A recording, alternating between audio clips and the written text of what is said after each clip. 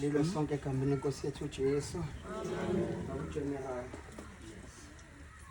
provincial vice provincial umbutho wonke MyZCC my home MyZCC my home MyZCC isiqubulo lesi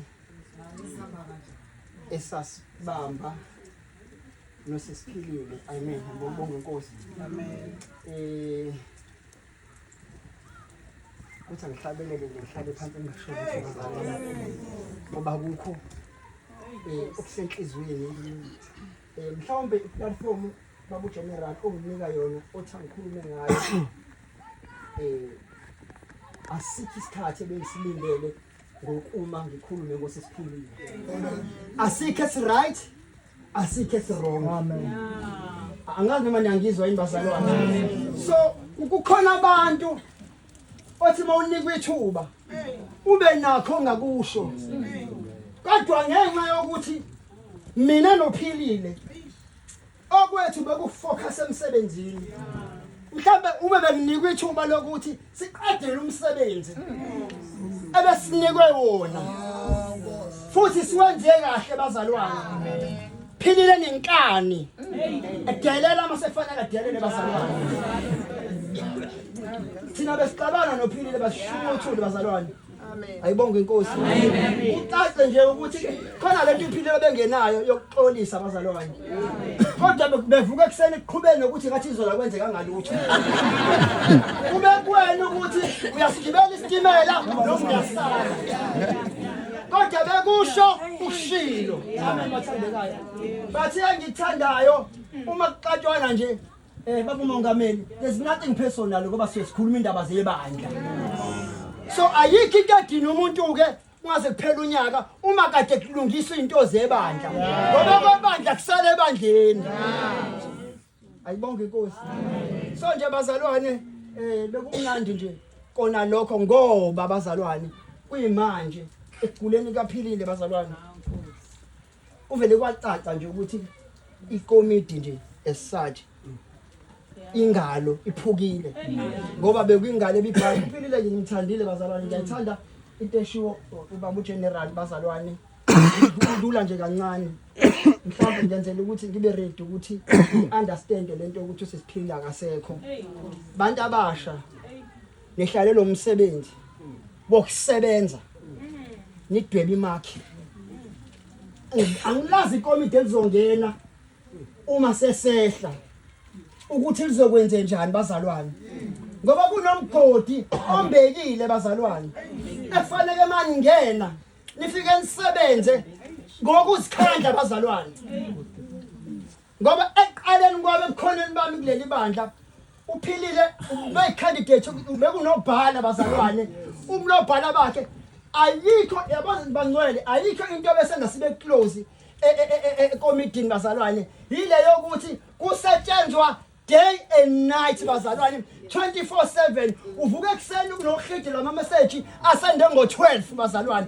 uphilile benembono amen bathandekayo ngokuthi singenze njani ukuze kulunge into yebandla ungene uphendule udlule nawe ushiya kwakho bazalwane ayikho into ethi asinayo thina lento yokuthi ene sino online bani meeting sino online meeting lento yoformality bazalwane ngoba siphila inkonzo angiphinde bazalwane uba formally entweni ayiqashelwe noyiholelwayo kodwa ekhaya la usebenza khona usebenza umsebenzi awupheli ingakho singadinwa abazalwane besivusana nje bazalwane ingakho futhi nokudlula kwethu amen bathandekayo endleleni kube lula amen bathandekayo masibhekana nento sidlule yona siyenze ibonakale bazalwane phila usebenzile kakhulu bazalwane kakhulu ngingasho nje mina ukuthi engazi ukuthi kusuke into ebengincike ngayo bazalwane ngoba uyena obethi sihlalo uyabona yini la sihlalo uyabona yini la sengikhala phansi bazalwane besinesithembiso ke sokuthi baba uManyoni noma sesihleli phansi sesiphelile isikhathi sokusebenza kodwa sosebenza ngenkani sisemumva. Ayibonge inkosi. Sizosebenza ngenkani bakhona bemile sisebenze ngoba mangahambi kahle bese ngeke sithule. Bekusinqumo sethu leso sokuthi noma lingaba khona inkomo igelisha kodwa silokho sikhona nje. Amen bathandekayo. Ngenxa yokuthi sithanda umbutho. Amen bathandekayo. Mhlawumbe ke size sibeke yabo ngoba nambe sengithi mhlawumbe nami sengizaka la ebhantshini elimnyama bazalwane. Ayibonga. Madoda. Kodwa okubalulekile bazalwane ngose siphilile. Ngivulile kulokuhle. Nanto ke ebalulekile babungwenye ngivulile kulokuhle ngoba leyo kusebenzela ibandla ngathi uNkulunkulu amsebenzeli.